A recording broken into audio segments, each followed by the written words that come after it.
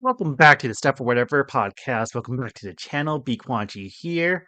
We have a very special podcast this week, but before I get started, I always like to say the best way to support me and the channel is to like, comment, and subscribe. You do here on YouTube, follow on X, Twitter for updates and other stuff, and on Twitch where I do live streaming of games. Those stream VODs do get loaded back to the YouTube channel, and other stuff on the channel too, like Let's Plays and stuff like that. Yes, I appreciate all the links in the descriptions of the video or about on the channel. So give it a follow, give it like some feedback as well. With the streams, I've been kind of doing more retro stuff lately. I have some playthroughs. I've been playing Link to the Past and Super Metroid, but other stuff too. I might jump around, and of course, I always have backlog to do. But yeah, so that not too much going on. Been kind of concerned about my dog. Yeah, I had to drop him off at the vet earlier today. He's had some issues with like some high liver values, and then he's been showing symptoms of increased water drinking, urination, and even uh, increased appetite. So we'll see. He's having the ultrasound, and it's kind of sucks because the cost of it, and that's why sometimes I kind of wish I had more of um, a presence online in terms of content creation, or even though it's like let's play gaming stuff mostly. I don't know. There's a little bit stuff I get, but I don't know. I'm just some nobody on the internet, and he was his dumb little solo podcast. Yeah, just venting a little bit, but hope for the best. He is a kind of an old guy too, so we'll see. Besides that, he's doing well, but he wakes me up so many times a night just to go outside and pee and all that. So it's kind of taking its toll, and now it's gonna cost this and that. So I do work a full time job too, so there's I don't know. Maybe a chance to get more overtime or whatever, but uh, at least I can do something versus nothing. So, oh well, that's just my little woes and worries of the week. And I also wanted to mention kind of recommendation for YouTube viewers, the YouTube channel. Um, I just kind of stumbled upon this video with algorithm. It's called Squirrel Tactics. This guy does a lot of video essays on King of the Hill. A lot of them seems to be like focus on one character. Sometimes it's like an episode. I'm barely dipping my toe into the channel, so yeah, it seems pretty cool. If you like King of the Hill, I'm not sure if I thought that was going to come back. I'm not sure if it came back. Is it coming back this year or what? Because I know that's been always like talked about, especially with Mike Judge doing a lot of Beavis and Butthead stuff recently. But I don't know, maybe King of the Hill is coming soon. I might just be on Paramount. I don't know it's Hulu. I think they said it was going to actually come to Hulu. They think it's more of a Fox property and all that. So I don't know. We'll have to see. But I do recommend that channel, Squirrel Tactics. It is like if you like King of the Hill, especially videos focused on specific characters and kind of it's almost like a recap and video essay kind of thing. So it's especially funny when I talked. The one I watched that kind of attracted me was the one about Dale's dad, um, Bug Gribble, and kind of like even mentioned like kind of retconning stuff too, like how the series do. Like I don't know, that was it's a good way to like really good idea just to watch a few videos, but you can see like especially when you show that long, like say, oh, this parent or this character does this or that. I talked about like the flashbacks and stuff like that. So it's kind of interesting to see like how to have to like change the uh, history of the character or background, whatever. But yeah, a fun recommendation if you like that. And then next, I want to talk about the game Palworld. And I could add too much in terms of what already been said, but kind of throwing my 2 cents in there. Kind of summarize some things where it's at.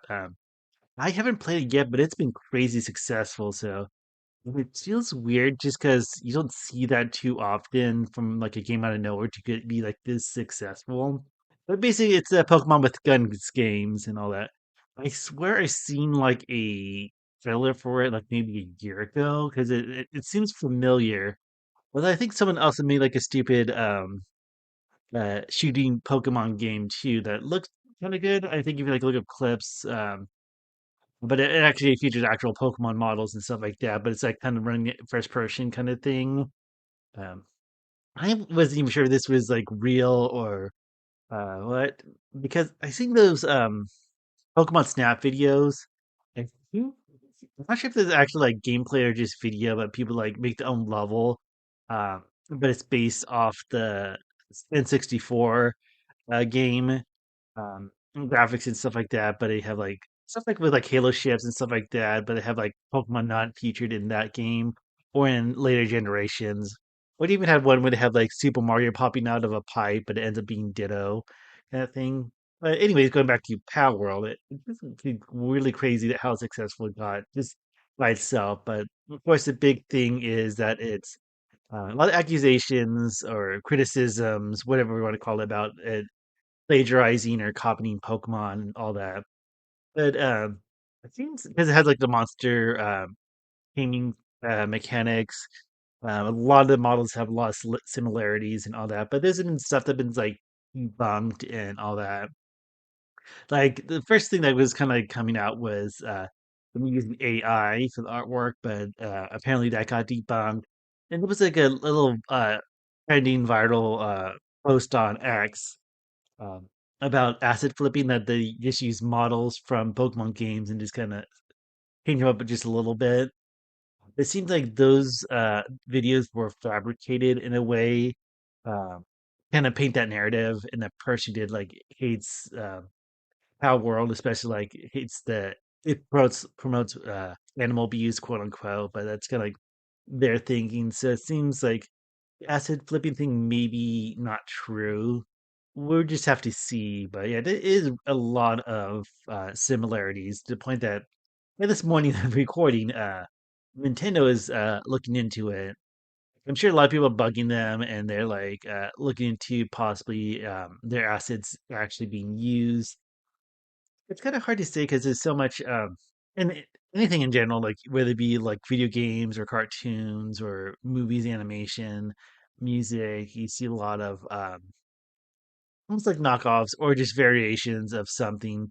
And there's a lot of similar stuff, especially with video games too. Like people are throwing out examples of like monster tamers, like oh, like the whole like Pokemon, Digimon, or there's those Dragon Quest ones and Monster Hunter. I think they have like a series that is kind of like a monster tamer, stuff like that. So it's kind of like it's hard to say, like, oh, you can't do that because it's copying Pokemon, even though they made you enough different to make it their own thing. The other one, an indie title I want to recommend too. I played the demo on the channel, but Cassette Beast. It's a pretty cool, like take on the monster capture gamer genre. So I tried to pick up that game and been kind of sleepy on the actual release, but I played the demo and it seems really cool and it's been getting a lot of praise as well. Is this when it comes to gaming, like, are they actually stealing? Are they taking like inspirations? Because you see that all the time with like kart racers. Like there's a lot of kart racers, and you don't see like Nintendo going, "Oh, that's ripping off Super Mario Kart or Mario Kart series." I've seen games similar to F Zero, Mega Man, Star Fox that aren't like those companies' actual games. I mean, like Castlevania, you can go list on and on, and like even talk about fighting games. Like, hey, this fighter looks like Ryu from Street Fighter, so they're copying and all that. And even like not Nintendo, the Nickelodeon. I forget what it's basically their Smash game. I forget the exact title, but two games out. But like the Nickelodeon All Stars Brawl, I believe. When you don't see like, oh, that's copying Smash Bros. Or that one Sony one that they did that wasn't that good, like Smash clones. And like, when do you get so nitpicky? I think maybe part of it is that this game is so successful when, money's involved and you say, well, they're making so much money and they're not what could like maybe making the effort, being lazy or just like reusing stuff, ripping off other games and stuff like that.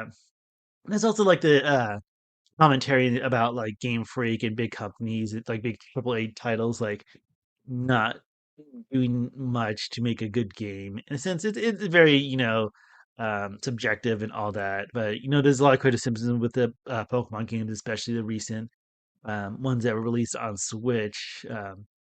That, the graphics are a lot worse compared to other games on the Switch. Like, you always hear the comparison about um, Breath of the Wild, is the Kingdom for the Legend of Zelda games, and it feels like especially the most recent Pokemon games, the Scarlet and Violet. There was so much bugs and glitches and stuff like that on release, and still like graphically it looks like and I don't have too many complaints myself. Sometimes like it's like the pop-ins and stuff like that. So I don't get too bent out of shape.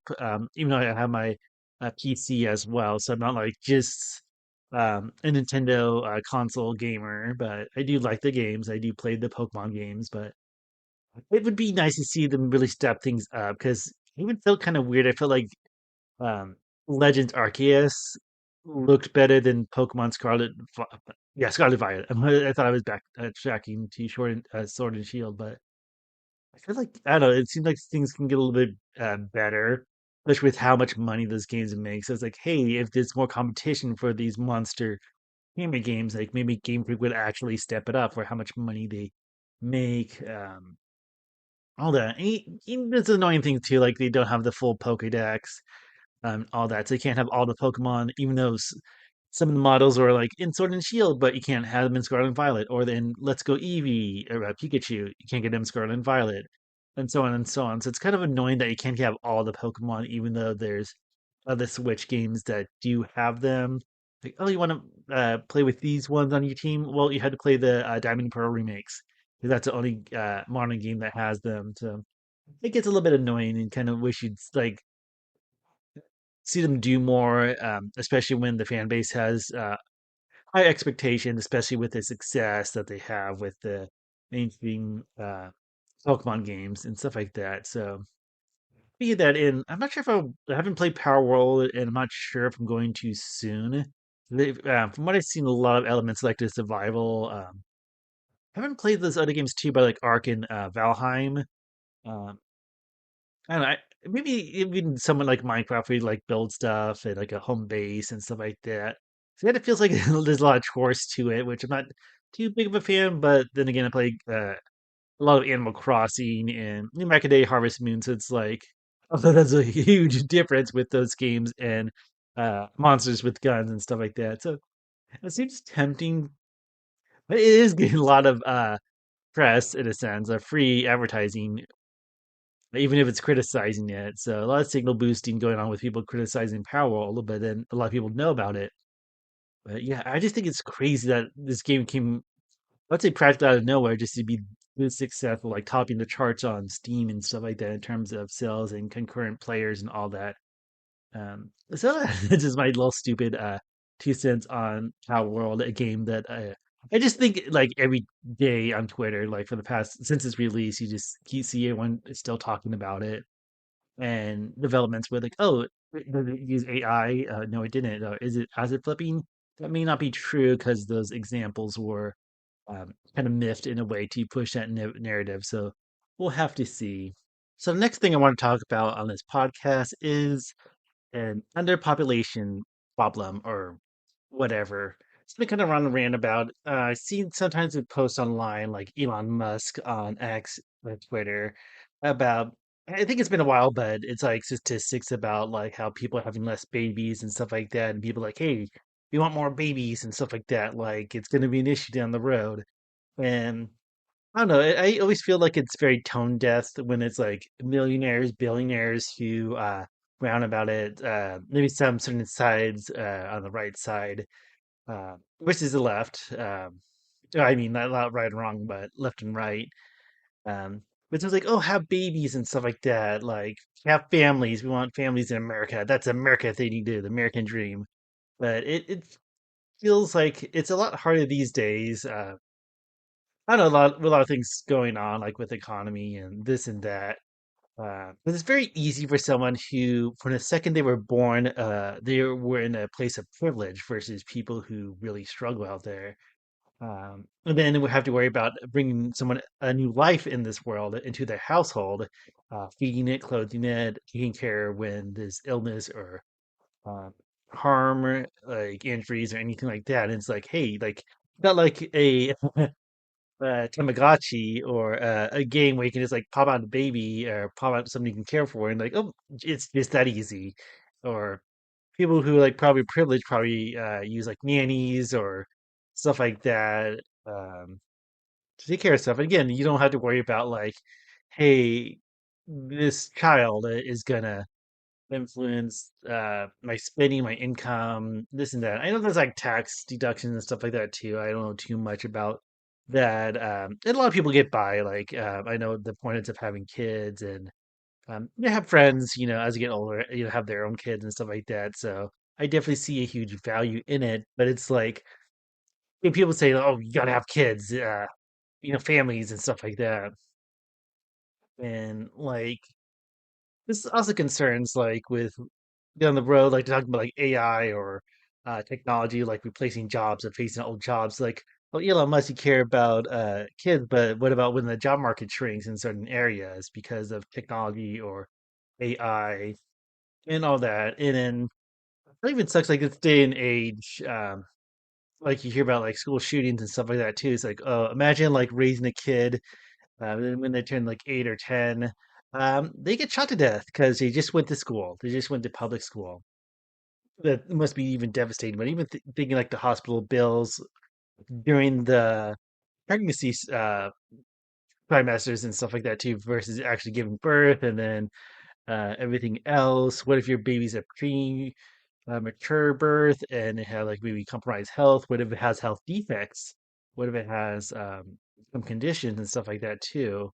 So that's a lot of factors, and I can't imagine like not every baby is going to be born perfect in perfect health, and there's- I can't imagine like having a child with like a disorder, either like some like you hear like immune compromise or very medical sensitive kind of like it's almost like a glass baby in a sense that it's so delicate and fragile, or having mental disabilities and challenges and stuff like that too. Because I remember when I was a kid going to church, one of the attendees that usually show up has a very disabled daughter, in the wheelchair, like barely moving and stuff like that too. But like God bless his soul. Like I'm not too religious, but I can't imagine like having a nearly like non-responsive child.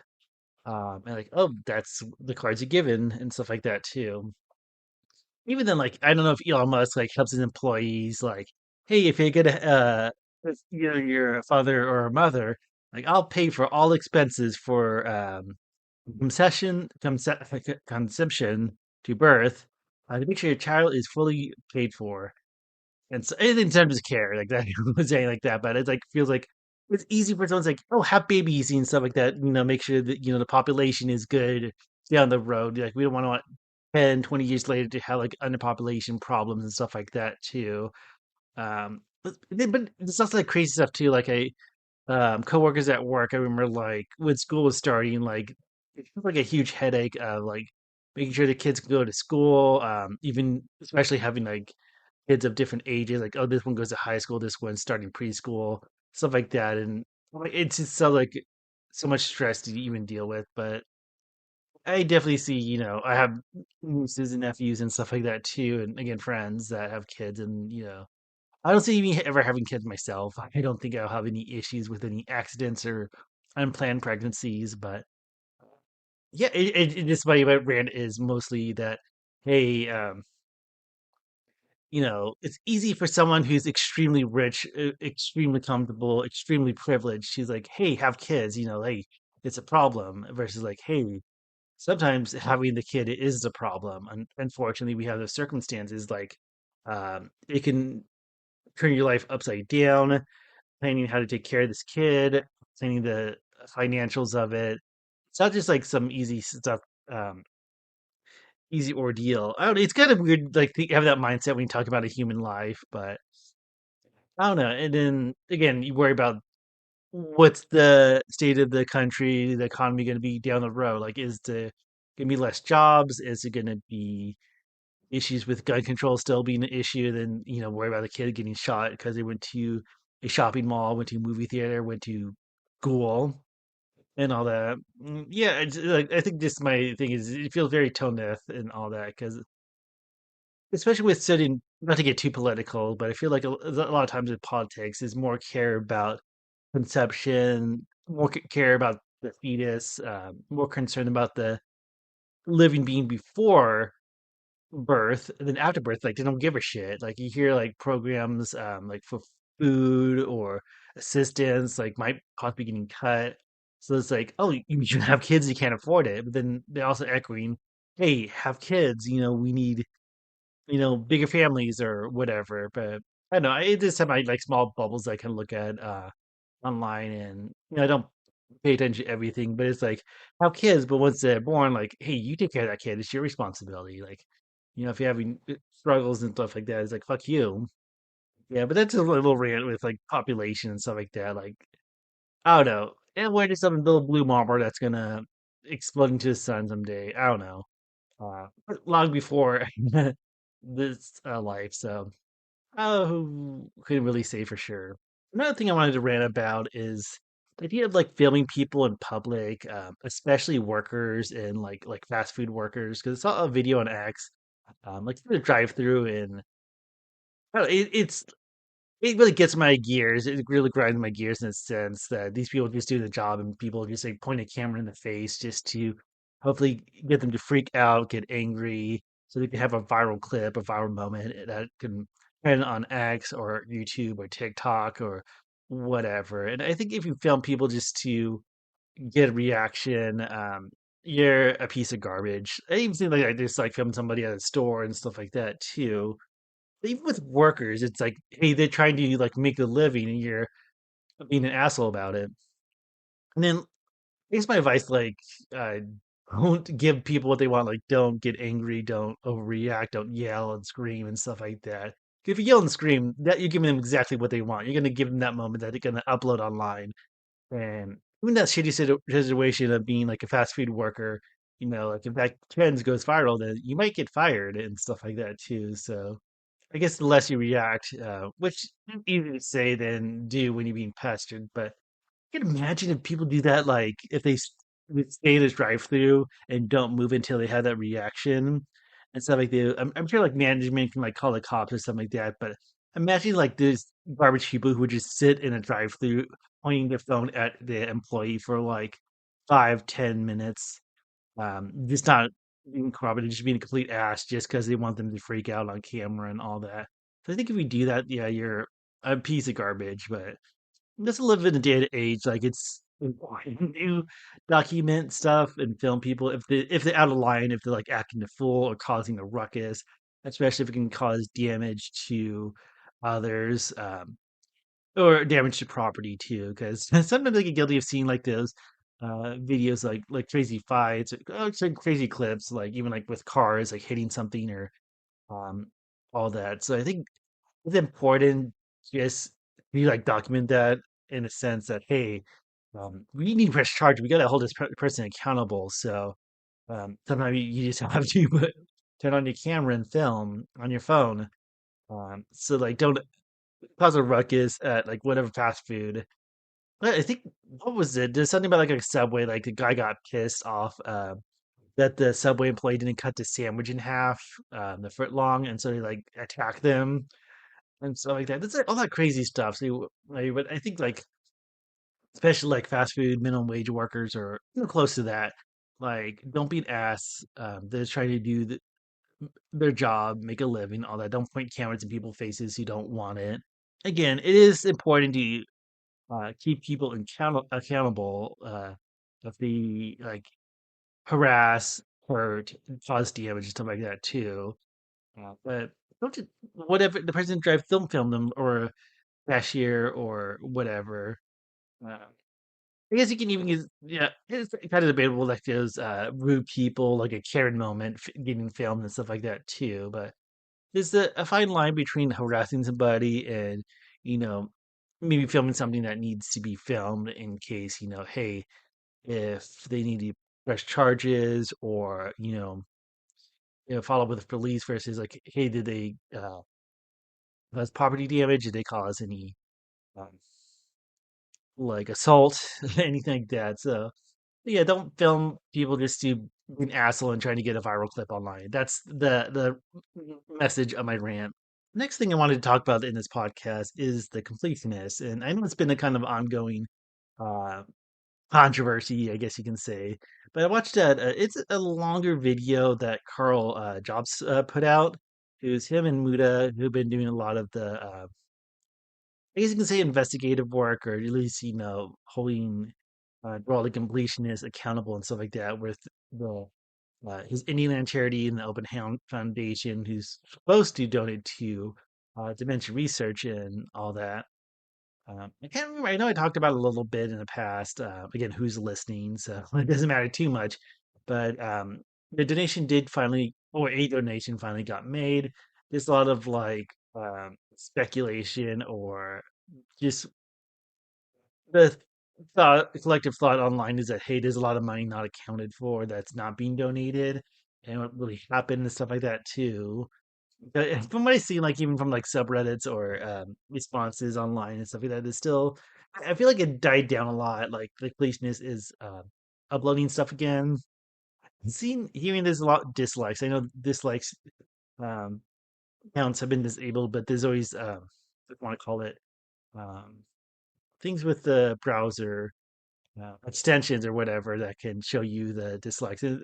Apparently, he's getting a lot more dislikes and stuff like that too. But going back, Carl put out a video, and it's a good watch because it was about a quote unquote lawyer. Kind of depending to Gerard, which seems kind of weird. Um, and like one of the weird things, like he had all these opinions and stuff like that, and he like barely did any research. This Mooney guy. It's pretty much Carl calling him out, but he's mentioned some good points about Gerald, and I feel like there's a lot of stuff he's been like compulsive or even pathological liar. Nothing nice about it, I would say, like maybe an unreliable narrator. And this is not just about like Indieland and the charity and Open Hand Foundation and stuff like that too, but um, some things I thought was really odd. Like there was, again, this I'm surprised no one really called out, at least from my knowledge, because it was like a timeline he gave about when his mom was diagnosed with dementia.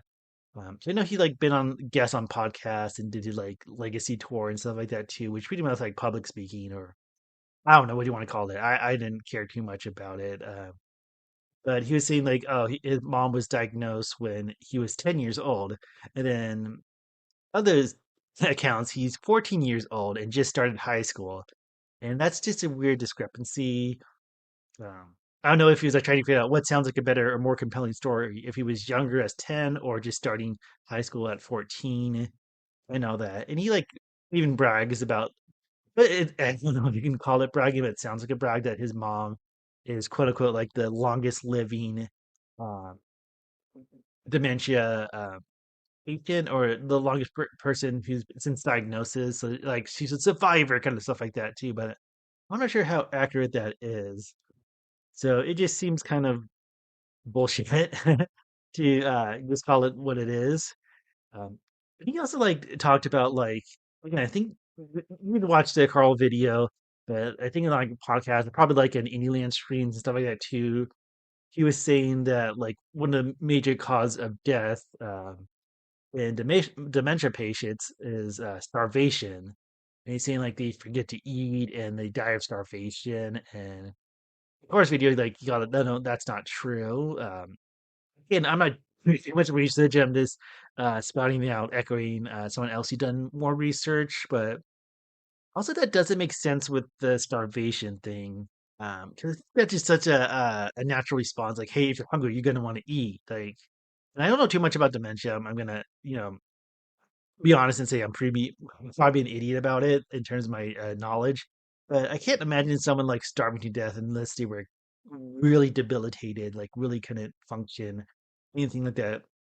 Can probably maybe understand malnutrition, like maybe um, they're not quite eating the right things, or maybe they're not preparing food, like especially with meats, like maybe undercooked or raw meats, like especially chicken. I can see that, uh, or if they forget where they store food or how they prepare it and all that.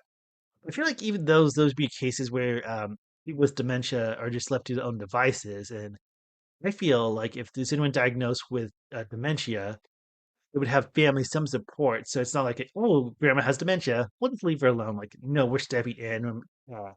taking care of her, keeping an eye on her, even maybe have her live in with us, or have a caretaker or a facility that she can stay at, all that. So I can't imagine someone with. I think it's like maybe a minority.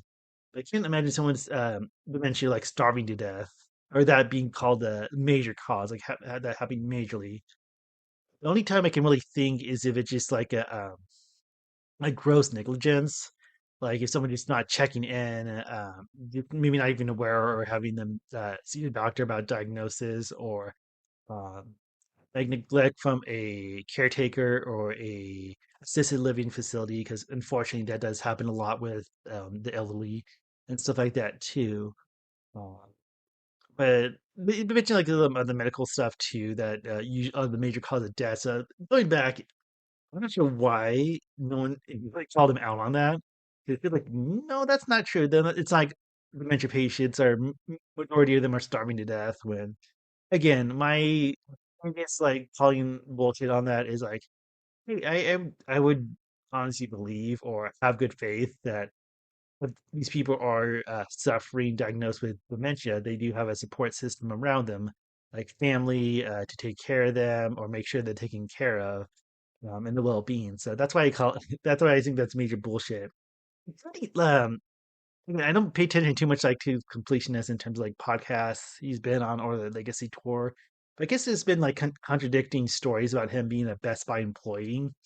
You gotta give the clip notes of it. There's been times like he said, "Oh, he's such a really good employee," and all that, like help driving sales. Like his store was like one of the number one in the region or something like that. Like he got offered to go to corporate to get promoted to corporate and stuff like that.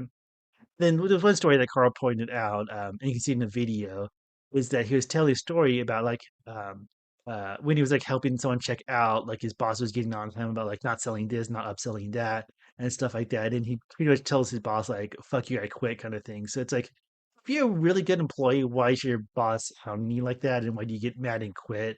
Because of that. And you can get with like corporations and big jobs like being hassled to like do this, do that, make your numbers, sell this, push that, and stuff like that. And that can be really great, and especially if you're like a entry level employee and stuff like that too. Even like the discourse online, people like what Best Buy is not really like that. Like people don't get sold games or upsold stuff. Like I don't remember ever like checking out a Best Buy, like, hey, maybe you should buy this, or if I'm walking around like, hey, you should buy this, you should buy that. Like sometimes they'll like, hey, do you need help? No, I'm good, or like, hey, I'm looking for this and all that. Like I never been pressured to spend more. In a sense, the only thing that really makes sense to me with Best Buy employees is like sometimes they actually do if you're enrolled or signed up for like that free rewards program that like almost every store has, like, hey, do you have the newsletter or the email? You get points for your purchases and stuff like that. Or possibly the only upsell I can really think of is like a warranty for like a new game console or a new appliance and stuff like that too. So maybe recommending a warranty, maybe some accessory with the game, like, oh, do you need another controller or all that? But I can't, again, I think that's a lot of bullshit and stuff like that too. Even like he was telling stories about like how much influence he had on the store and again driving sales, and he feels like dumpster diving or something, like getting displays from other stores and having them like displayed in the Best Buy store he was at.